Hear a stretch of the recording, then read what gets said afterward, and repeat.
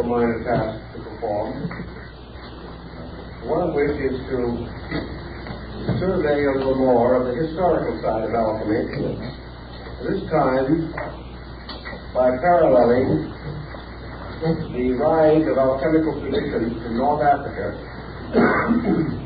and its development among the Chinese. Chinese alchemy is quite different in spirit, methodology, from the European approach to this subject.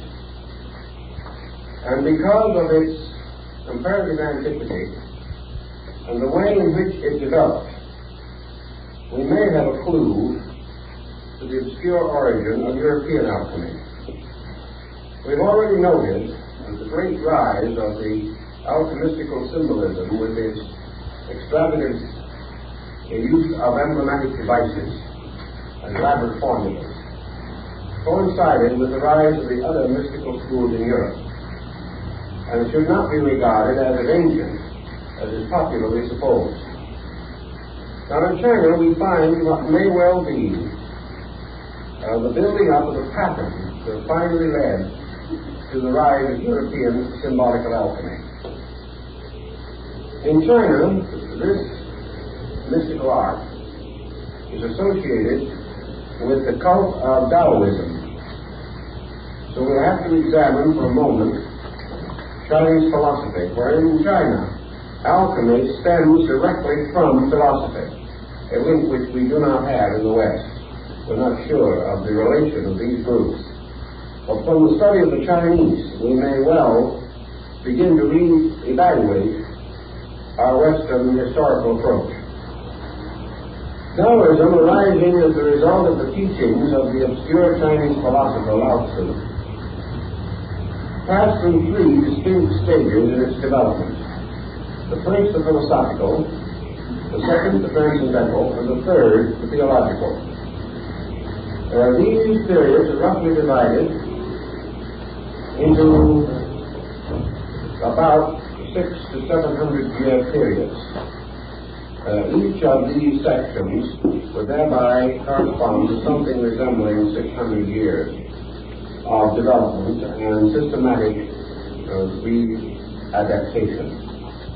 In the first 600 years of Taoism, the sect was essentially philosophical and essentially a very high form of Eastern absolutism. Lao Tzu was not only a mystic, but a very profound theist in his interpretation of the essential principle of Tao, or universal being. Hardly had Lao Tzu passed on before his followers, disciples, and several other Chinese scholars who became distinguished in the descent system began to expand and elaborate the essential principles which he had taught. This period of expansion resulted in several recensions of the basic texts of the group and terminated about the beginning of the Christian era, or shortly thereafter.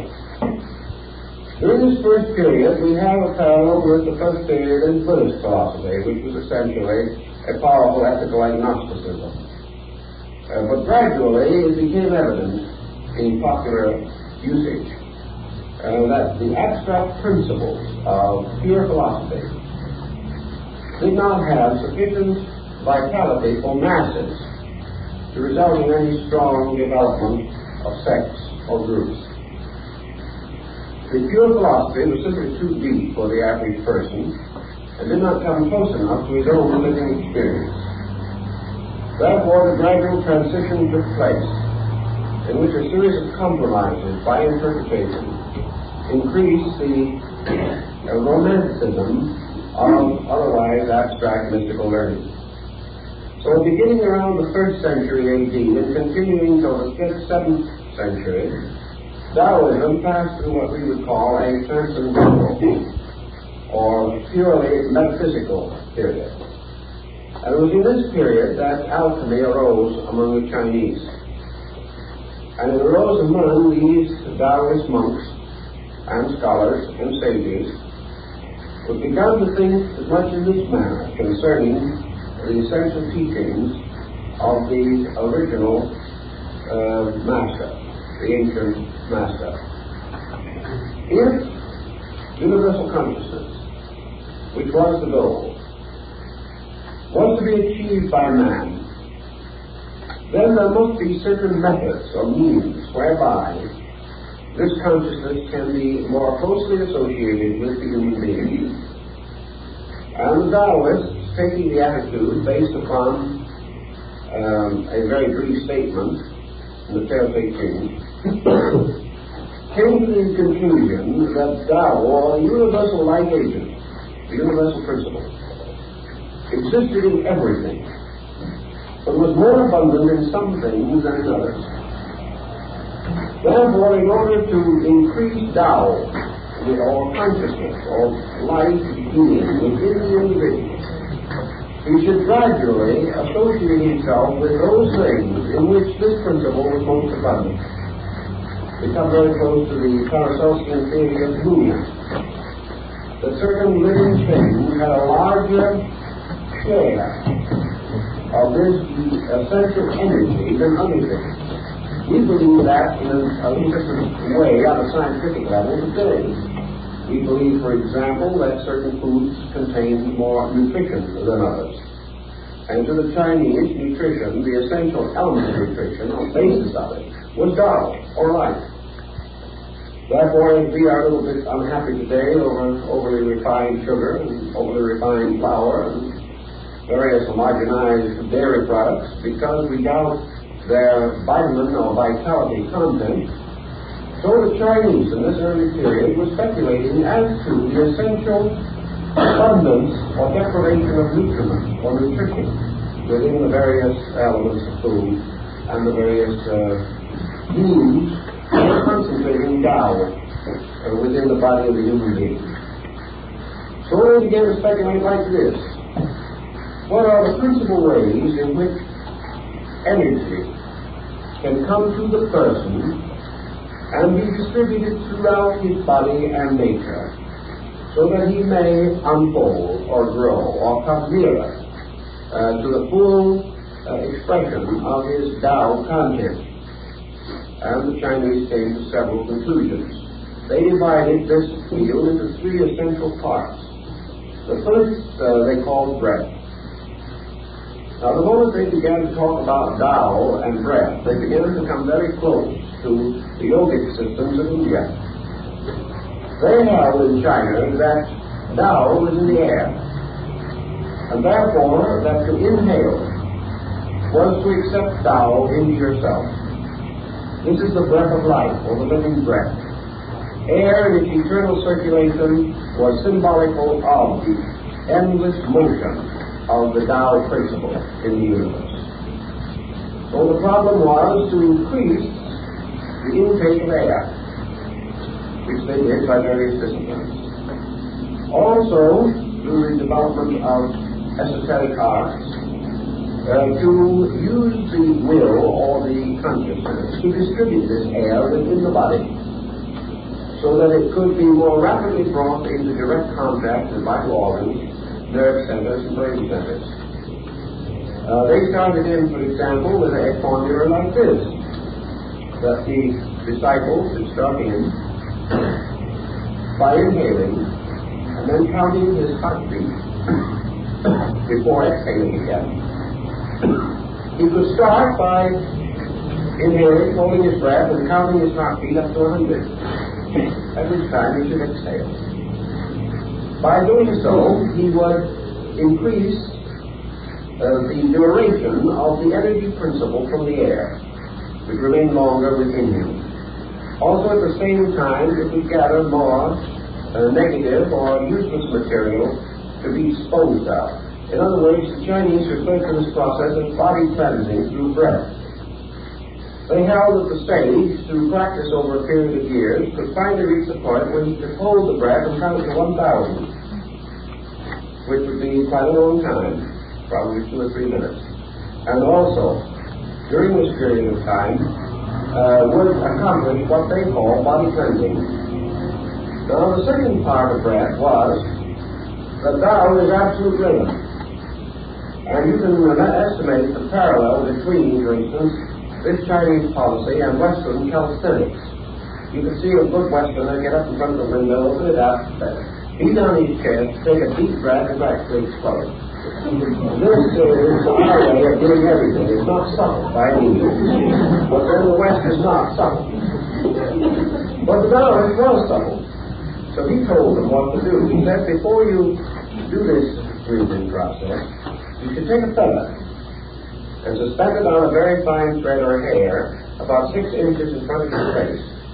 And in the process of both inhaling and exhaling, you must not disturb the feather's motion. You mustn't cause it to swing or sway or move. In other words, you must both inhale and exhale very quietly, without any sense of pressure.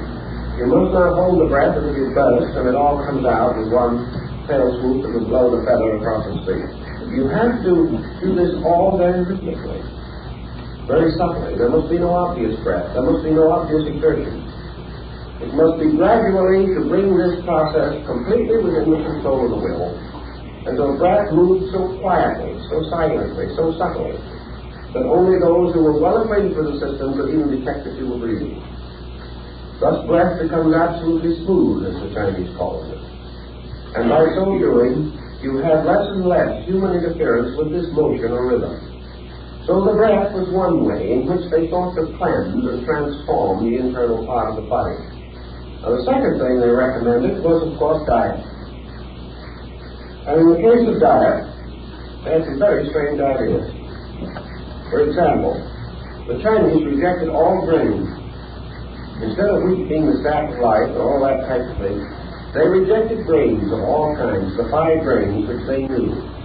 They said that the grains were detrimental to Tao. They insisted mostly upon fruit and green vegetables and foods that were exceedingly light. They felt that any weight of food within the body, even though this weight might be of a very solid and substantial nutritive quality, was too coarse, too mundane, to serve the purposes of Tao.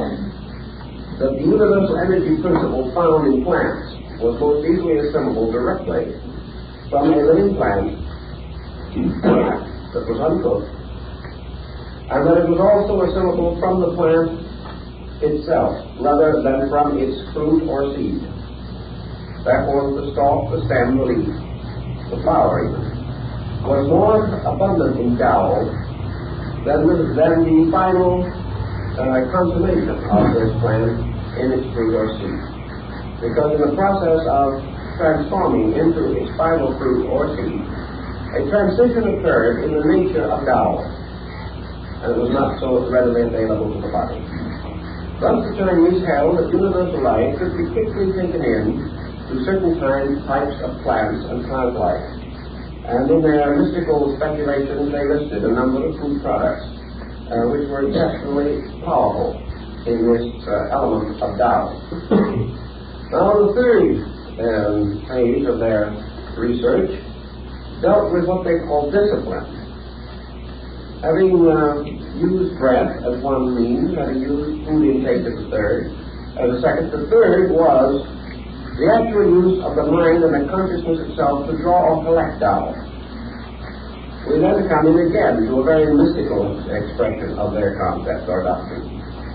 Not only did they use the attention of consciousness to draw this energy, but they then moved this consciousness throughout their own bodies, directing Tao and distributing it by a voluntary action of the will. But whether it was the food or the breathing or the consciousness, it all had to be very rhythmic, very subtle, with a minimum of action of any kind, a floating of life upon the surface of action. Never for a moment this tremendous intensity with which we associate activity in the West. Now the purpose of these 3 disciplines was the achievement of the mystery of immortality. And this corresponds very largely with the Western alchemical concept of the elixir of life. This mysterious substance that if properly prepared and properly used would prolong life indefinitely. The Chinese have an old character who lived, according to their records, probably around 1,000 years B.C., who is their equivalent to Methuselah. He's supposed to have lived 800 years. And he's supposed to have lived almost entirely on Tao. In other words, he was maintained by an invisible energy in the air. And these Chinese scholars were quite confident that by means of a complete adjustment of their own bodies, their minds, their emotions, their diet, their breath, their thoughts, a complete adjustment with Tao or universal life, that if they could become like immortality, they would be immortal. And there are many legends in their mystical writings concerning these wonderful sages and saints, like the old teachers of the Jade Mountains, who have gained incredible longevity, simply nourished by Tao, or as they would have called it, by the elixir, or the magical agent, the mysterious power of the universal life principle. Even the Chinese use the term medicine, or substance, or elixir, to represent this Tao, or free energy in space. Now this approaches on a level of principle very close to European alchemy, except that yet we are not catching very many of the alchemical terms as we know them. The Chinese term for universal medicine is very similar to the alchemical. But we do not have the paraphernalia, we do not have the retorts and the bottles, we do not have the laboratory and the bellows, and we do not have the elaborate alchemical or chemical formula symbolism which we have in Europe. But the end to be attained is almost completely the same. Now this was the first of their concepts in relation to alchemy, the possibility of the attainment of an eternal life, the medicine that heals all mortality, and when attained by the mystic, makes him immune to the evils of the world. Not only is he protected against sickness and age, but he is protected against the evils of any creature that might attempt to attack him or endanger him. He is indestructible because he is identical with Tao, because the interval between himself and universal life has been reduced to a minimum. So, years ago, when I was traveling in Korea, I went into the Diamond Mountain area, and there had the opportunity to contact a few elderly Taoist scholars. You can't say, probably, that they belong to the same pattern as we find on beautiful old Chinese paintings of wonderful rugged mountains and waterfalls and old scholars seated under a tree. They did not have quite that amount of glamour, but from these men themselves and from legends and lore in the community, we could get a pretty good picture of how things were 1,000 or 1,500 years ago, because change is slow in those countries. It was a well-tested records in that region that many of these old scholars were about 100 years old, and in probability they were. And one look at them would well testify to extreme longevity. There were rumors that some had reached 150. And while there was no particular point of the fact that they would ever be immortal, they certainly had exceeded the average person's span of life. They had extended usefulness. Most of them did not require any of the aids that we need in order to keep functioning even at 70 or 80 in our way of life. One of their principal concepts there was that the secret of longevity is the reduction of friction. And friction must always be the resistance of a personality to the law. In other words, Tao is reality. Those that move with reality flow as little ships upon the surface of a straight and placid river. Those who go against the law immediately come into conflict. And the moment there is conflict, there is death. There is friction, the wearing out of things, the exhaustion of resources, the wasting of energy. It is not what we do that wastes energy, but the way that we do it. And also the hazards, mental and emotional, with which we burden the things we do. An individual in the West has an unpleasant task to perform. He worries about it for days before he does it. He wishes he didn't have to do it. He tries to find some way of pushing it on someone else. And as the time becomes nearer and nearer, he becomes more and more sorry for himself because he is faced with this burden. By the time the actual task arrives, he is no longer really in good condition to face it. He has dissipated more energy in vain regrets over the circumstance than would require to solve it. Then after it is finally completed, he continues to be sorry for himself and then develops gradually a heroic attitude in which he goes from then on recounting to others the extraordinary serenity and this extraordinary courage with which he faces disagreeable situations. This is a tremendous waste of energy. And the Taoist would simply advise that the person relax and flow through the circumstance, whatever it is. Face it. Face it without qualms, face it without regret, face it without fear. Whatever it is, it is. You do it as well as you can, working in a complete state of relaxation so that every faculty and power that you have is available. You are less likely to make mistakes. You are less likely to make a wrong decision or a hasty one or an over-influenced one. And in all probability, the incident itself will almost evaporate as it approaches because you have failed to make it important. By so doing, you will conserve energy and kept the laws. So these old Chinese scholars say that the answer to all this is simply relax. That if you meet all incidents simply as factual, simply as things to be done next, regardless of whether you like them or do not like them, you take all of the pressure out of them. You take all of the tension away from yourself. And as a result, you accomplish more. You enjoy better health, and no matter how busy your life may be, you have time to sit in your bamboo grove and write poetry. The Taoist monks who have watched Europeans in China and in other countries in their way of life point out that even the busiest man in the West could sit in his bamboo grove if he wanted to. If he only did the things that he is doing now, but did them with absolute lack of tension, he would find that instead of taking all day, it would take 2 or 3 hours, and he could write at least one extra poem every day. It depends on how we do things. And in Taoism, this smooth way, the quiet way, the peaceful way of doing everything is the way of immortality. It is also the best preventive we know for ulcers, one of the serious difficulties of our modern life. So all of this lies into one pattern, and that is the Taoist concept of the possibility of man, by special knowledge, by arts, by sciences, by the investigation of natural law, to finally achieve eternal life, which they regarded as not impossible, although they did not claim that they had attained it.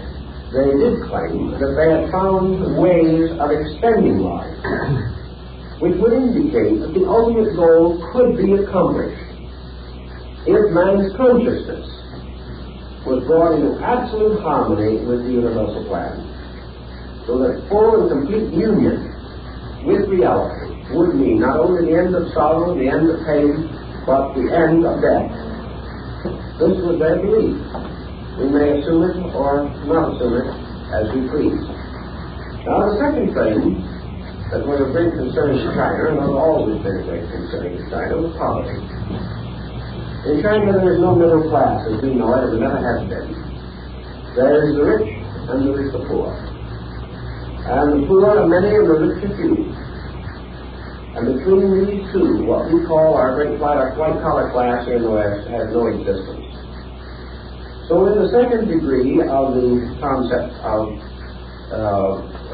art, magic, sorcery, metaphysics, the Chinese developed the idea that comes the closest to the Western alchemical tradition, and that is the transmutation of base metals. He believed firmly that it would be perfectly possible to make gold. Why? Because gold was a symbol of Tao. Gold, as the most precious of all substances, was an appropriate emblem of reality, the most precious of all things in space. As the gold represented the light of the sun, the light of reason, the light of wisdom, the light of truth, so gold represented the great treasure. Now, gold on the mystical and philosophical level could be wisdom, because wisdom is a kind of wealth that exceeds all the wealth of the earth. Truth is a treasure greater than the most precious diamond. Reality is more valuable than the scepter of the purest jade. So all these great and wonderful realities, these truths, this wisdom, all these became associated with the concept of gold. Now the gold, in turn, was associated with the concept of being the king or ruler of all the metals.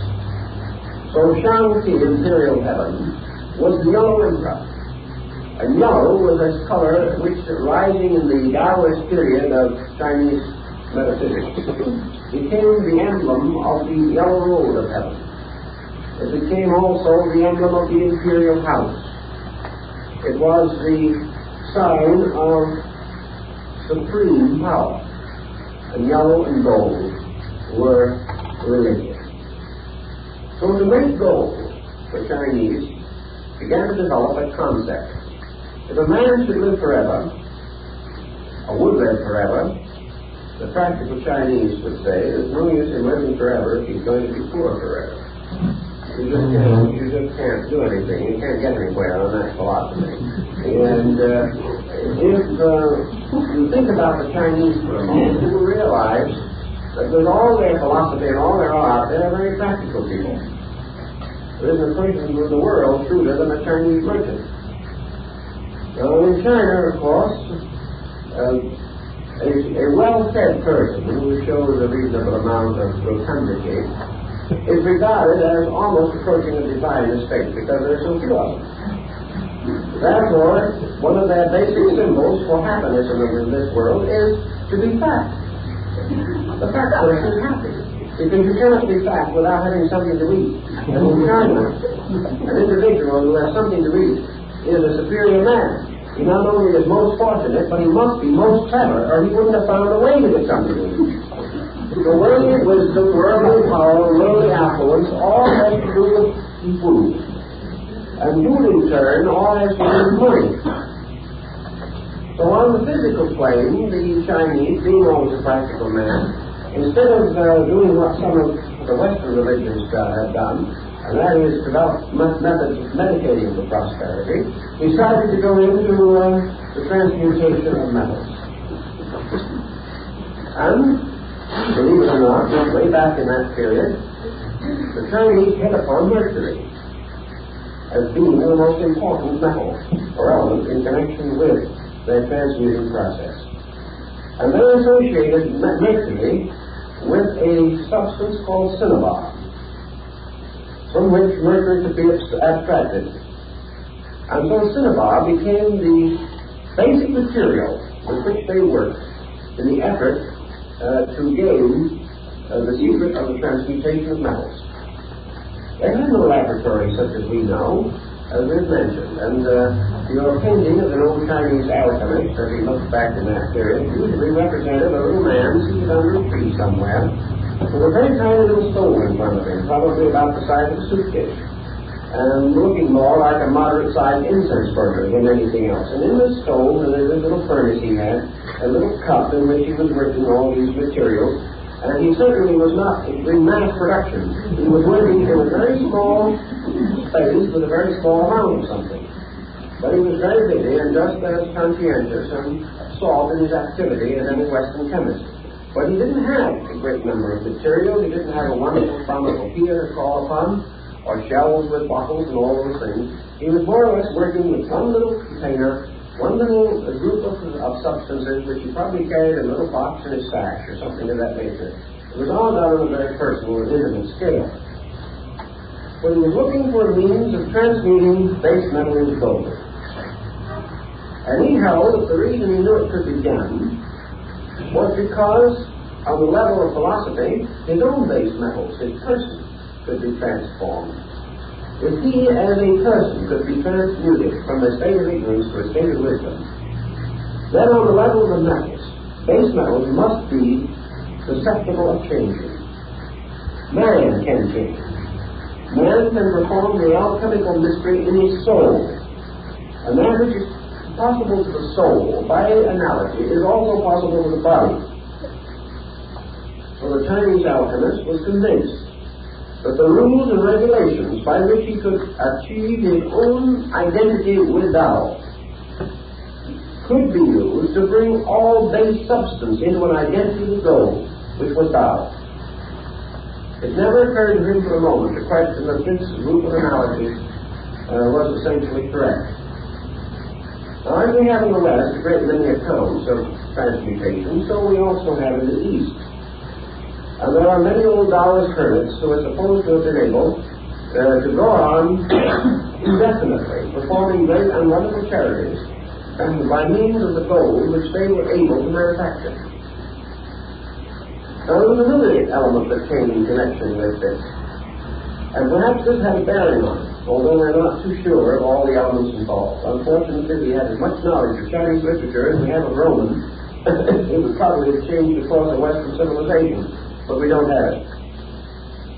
In the Taoist work, the problem of the production of medicines under magical formulas for the curing of various diseases developed very rapidly.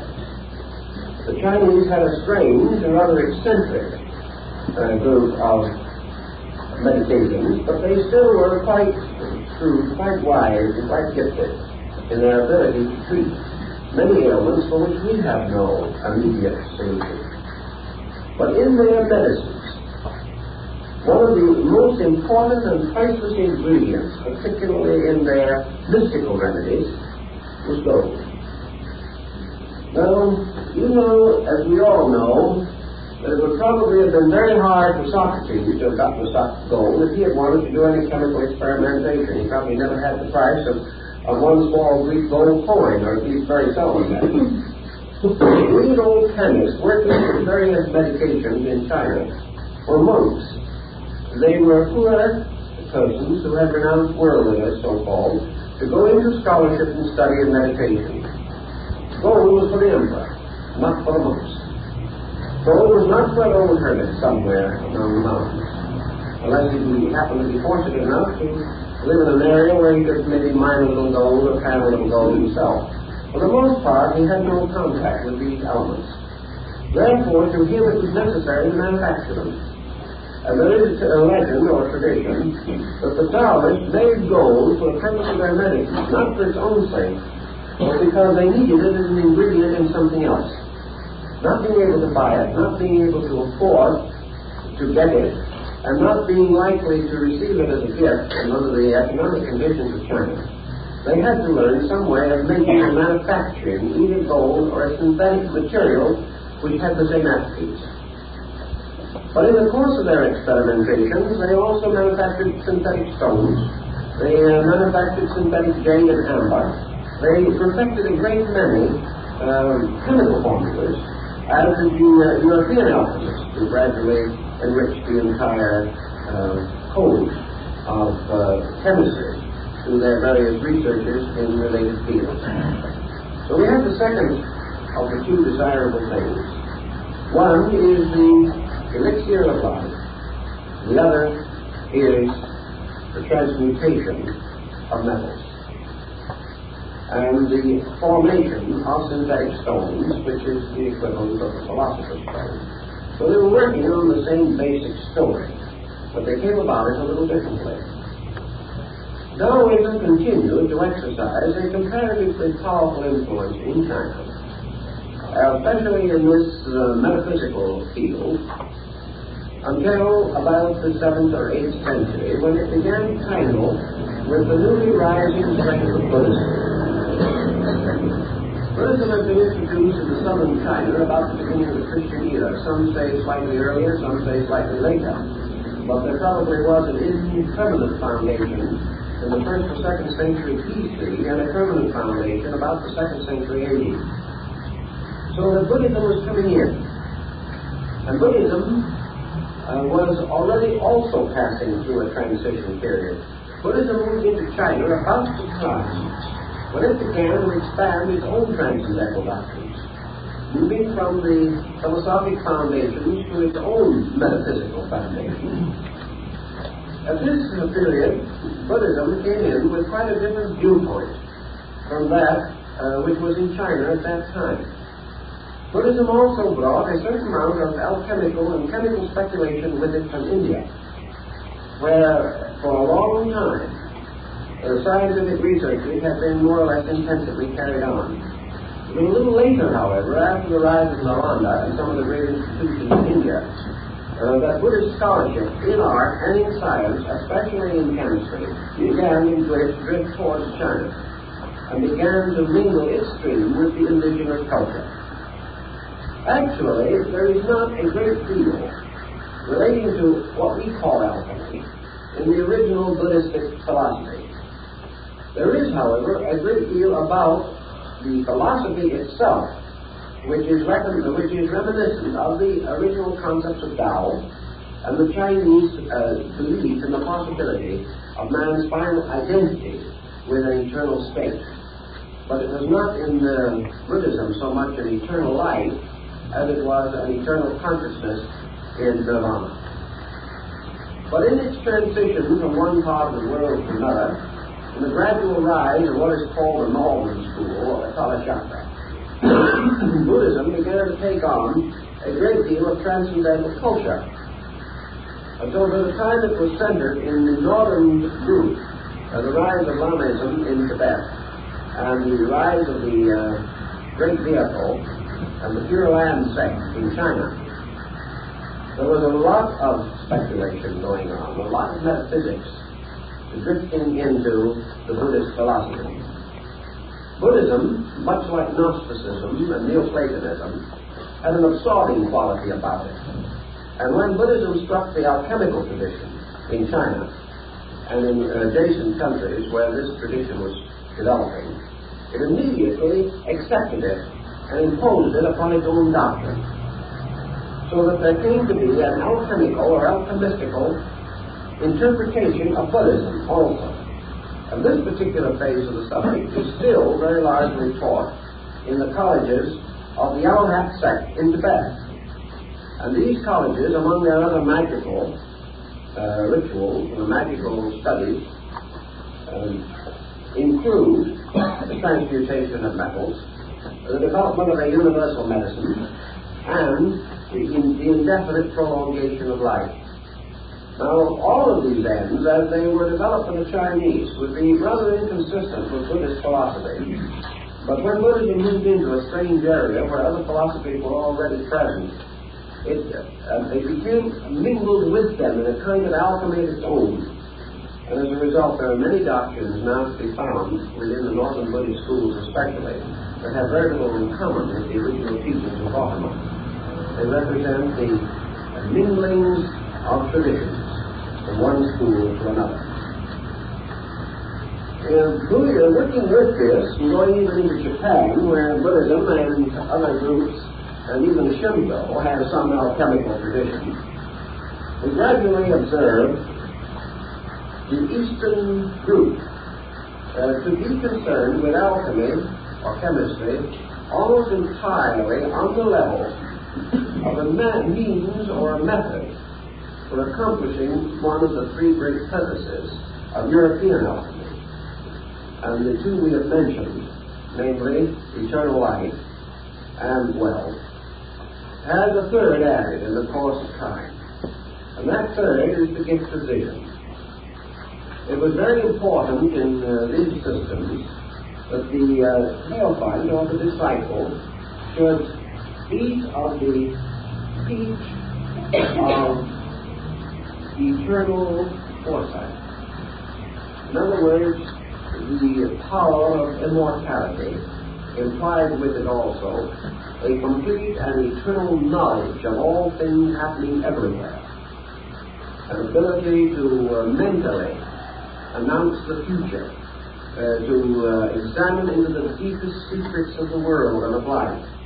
And therefore there had to be some mysterious elixir of vision by which the entire mystery of life could be unfolded to the fortunate possessor of this wonderful substance.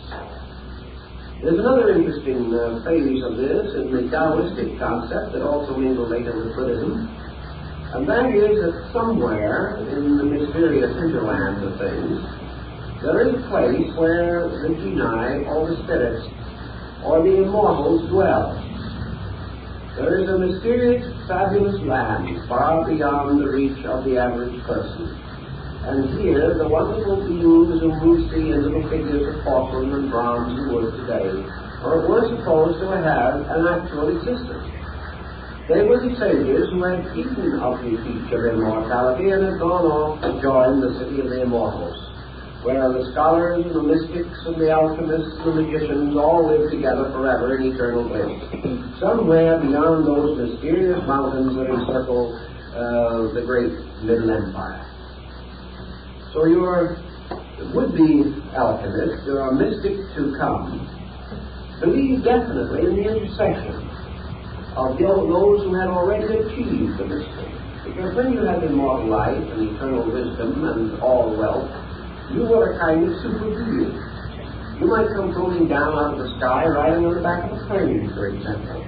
Or you might step off of your familiar dragon in front of his house someday and explain to him all the secrets of life. These people definitely had the belief that there were spirits, and that these spirits possessed these secrets. In Europe you had the same thing, because you had elementaries, and Paracelsus even believed that you could capture and hold these elementaries or beings, that they could give you the secret of the stone and all these wonderful and mysterious powers that have to do with the control of the elements of nature. So we now have the sage, the perfect one, the mysterious elder, who has the stone, and who becomes the equivalent of the European adept. And the Taoist adepts are these wonderful, pleasant-faced old gentlemen with long beards and high foreheads. They're associated with wonderful creatures, dragons and griffins, and wonderful birds and beasts, with knotted staffs and crooked sticks in their hands, and carrying bottles and carrying baskets and carrying bags in which all the paraphernalia and wonders of their knowledge, these was all concealed. Sometimes the genii would sit down on the bag and the bag would float up in space with him. It was anything you wanted. It was magic. And in this second period of Taoism, everything was magic. And magic also could cause you to communicate with these beings. And these beings could take you to the city of the gods, and there they could teach you this mystery of the stone. They could give you the secrets and formulas that you had sought for so desperately and so patiently through the years. So this phase of the alchemical tradition in China paralleled very closely that of Europe. The beings in Europe were not quite so fantastic, but the essential principles were the same. That it was possible for you to receive instruction from a master of the art who had already achieved this. Because in alchemy, it's perfectly possible for you to share knowledge. You lose nothing by it, the other person gains, but his gain is not your loss. Therefore, there is no particular reason why you shouldn't help him. In China, then, we have all of this tradition building up and growing and developing, and it finally comes out to us after maybe 2,000 years in what we call today flower arrangement. Whether in the Moribana school or the Ikinobo schools of Japan, the arrangement of flowers, the tea ceremony, all of these things, the incense ceremony, all have to do with the same principles, the same rules, the same ideas that underlie the Taoist concept of alchemy. So we'll take a little time to go into that, and we'll try to show you exactly what is intended. Now we mentioned in the Western tradition the presence of three essential elements, which must be united or brought together in the mystery of the stone. In the West they're called the king and the queen and Mercury, or sulfur, salt, and mercury. Now in the Chinese concept, the sulfur is called heaven, the salt is called earth, and the mercury is called man. And the great triad in Chinese philosophy, and it finally came into European thought also, is the triad of heaven, earth, and man. This triad goes through all of their art, all of their sculpturing, all of their painting, every phase of their cultivation. And the reason, for example, in Chinese art, Oriental art, that instead of having the wide margin of a picture at the bottom, as we have it, they have it at the top and the narrow margin at the bottom. When we frame a print, we always frame it with a longer margin below and a shorter margin above. We think it's more artistic that way. When we print book pages, we always leave more margin at the bottom of the page and less at the top. Whereas in the Orient, they do exactly the opposite, because the upper margin is always heaven, which must be superior. The lower margin is always earth. And then between these is the work of art. And this is man, because man is the work of art. And art is skill perfecting nature. So heaven, earth, and man must always be represented.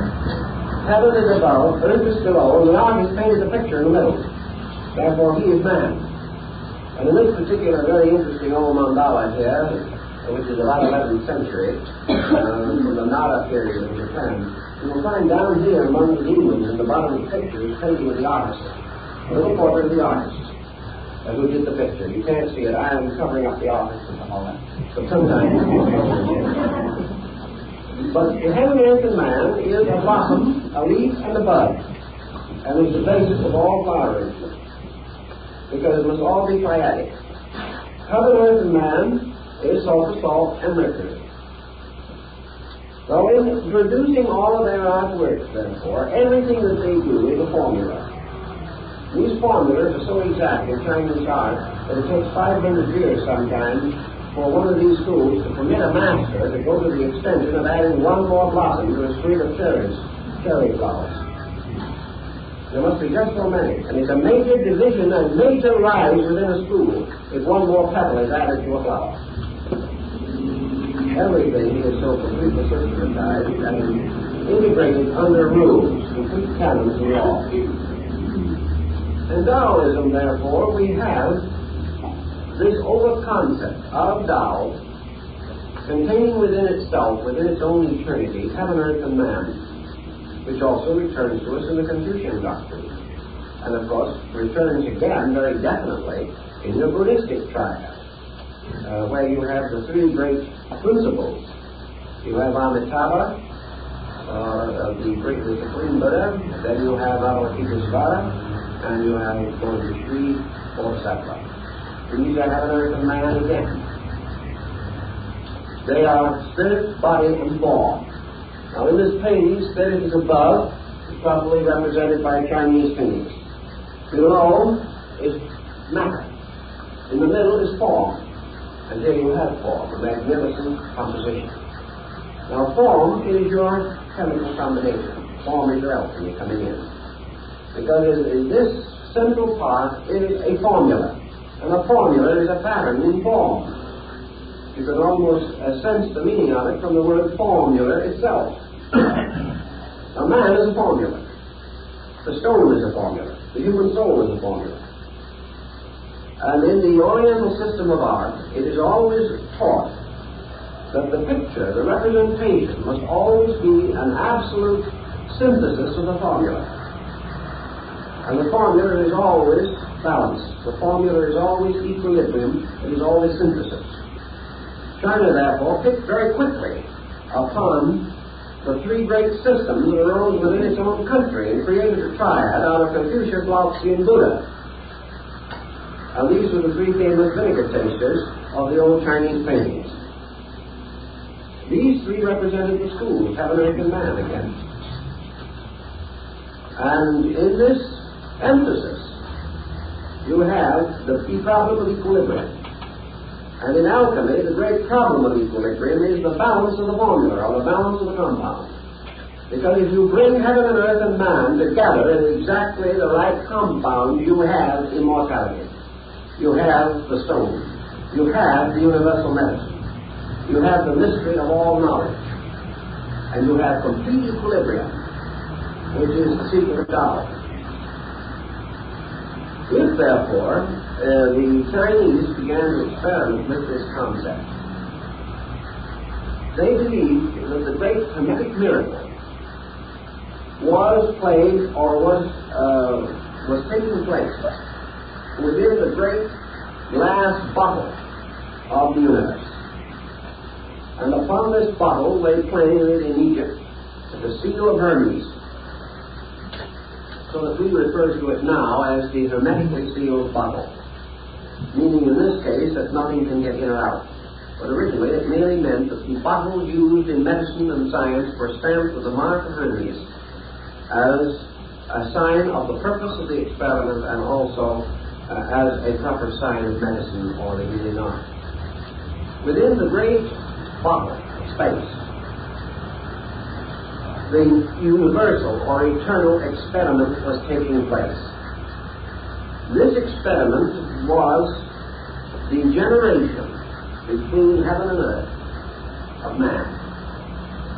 Now this generation did not mean man just as a human being. Rather, in the Hindu sense of the word manas, meaning the mind or the soul. Actually, the great transmutation was the union of spirit and matter to produce the mystery of soul. A man, because in him, of all creatures visible and knowable to us, we have the only obvious example of soul. And because man is able only to examine himself firsthand, and all other things secondhand, and because man cannot find soul in anything else because he can experience only himself, therefore he became the symbol of the mystery. He became the symbol of the mysterious agent in which the compound of the opposites was achieved in the complete sublimation of universals. Man therefore receives from above by the hermetic symbol fire, or by the hermetic symbol of fire. He receives an influx or an internalization of spirit. From the earth beneath him, he receives the ascending influx of matter. Therefore, he has a body derived from the elements and a spirit derived from the stars, as Paracelsus said. And between the elements and the stars, between the earth and heaven, move the orbits of the sacred planets. And these are the seven metals from which the mystery of the soul is compounded. So man becomes the living soul. And as soul, there is achieved within him the equilibrium of spirit and matter. Now, to bring this equilibrium to bear upon the alchemical formula, the absolutely true center of the interval between spirit and matter must be found. And this is again revealed on another level of symbolism which is just as perfect and just as extraordinary, and about which someday I hope we'll be able to talk at greater length, and that is your music symbolism. Pythagoras sketched a monochord between the orbit of the fixed stars or heaven and the surface of the earth or the elements. And he caused this chord to be marked along its way with frets to break the chord, or to break the string of the one stringed instrument into the harmonic intervals. And he placed one fret in the exact center of the string, by means of which he secured the mystery of the octaves. And in so doing, he placed this fret in the position of the sun in relation to the solar system, the way the ancients studied it, so that he caused the absolute point of equilibrium of tone to correspond with the body of the sun. And he caused this in man to correspond with the spiritual nature of the heart. And this sun, therefore, we come to again in alchemy. And from the salt and sulfur, the opposites, mingling together, we have in spirit united to matter the middle distance or meridian of form, the octave point on the thread or cord. And here we have the sun, which is the focal point of the world form being the perfect compound of spirit and matter. Now, as the sun occupies this mysterious central point, the sun is therefore gold, because the sun is produced alchemically in space by the mingling of the opposing elements. And all the great work of heaven and earth is achieved in the production of the sun, or gold, the core of the great world of metals. In this way, the philosophy of alchemy says that wherever there is absolute equilibrium, there is a sun, and that all planets and all other bodies are off balance. Wherever there is the sun, there is equilibrium. And the moment this equilibrium occurs, the sun becomes creative and causes to move from itself a series of unbalanced polarities and forms a solar system.